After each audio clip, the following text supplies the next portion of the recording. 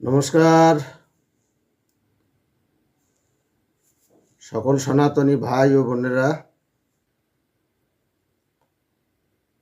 আজকে একটি গুরুত্বপূর্ণ বিষয় নিয়ে আপনাদের সামনে হাজির হয়েছি। তো আপনারা আলোচনার শেষ পর্যন্ত থাকবেন। নারায়ণং নমস্কৃতং নরং চৈব নরোত্তমং দেবীং সরস্বতীং চৈব ব্যাসং ততো জয়মুদীরয়েৎ।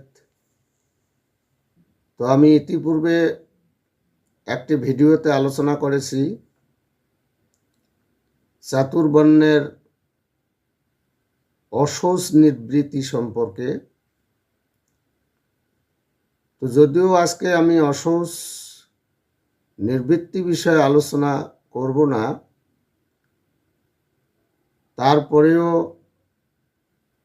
অশৌচ বিষয়টা চলে আসবে। তো আজকে যে বিষয়টি নিয়ে আলোচনা করব সেটি হচ্ছে, আমরা জানি যে সনাতন ধর্মের যে কেউ মৃত্যুবরণ করলে বা দেহত্যাগ করলে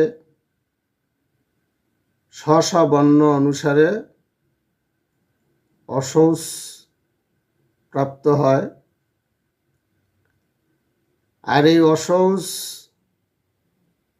চারি বর্ণের পৃথক পৃথক হয়ে থাকে। তো এই অশৌচ শুরু থেকে শেষ পর্যন্ত আমরা ওই অশৌচ বাড়িতে ভোজন করব না, ওই অশৌচ বাড়িতে অধ্যয়ন করব না, ওই অশৌচ বাড়ির দান গ্রহণ করব না, এবং ওই অশৌচ বাড়িতে যজ্ঞে অংশগ্রহণ করব না। বা অশৌচকর্তা কতদিন, অশৌচ থেকে শুরু করে অশৌচ নিবৃত্তির দিনের মাঝখানে কতদিন পর্যন্ত ওই বাড়িতে যজ্ঞ করতে পারবে না, ওই বাড়িতে দান করতে পারবে না, ওই বাড়িতে বেদাধ্যয়ন করতে পারবে না, ওই বাড়িতে যজ্ঞ করতে পারবে না। আজকে এই বিষয়টি নিয়ে আমি আপনাদের সামনে আলোচনা করব। আমি প্রথমে আসি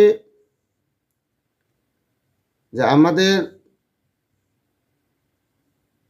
যে চারটি বর্ণ, ব্রাহ্মণ, ক্ষত্রিয়, বৈশ্য, শূদ্র, তো চারি বর্ণের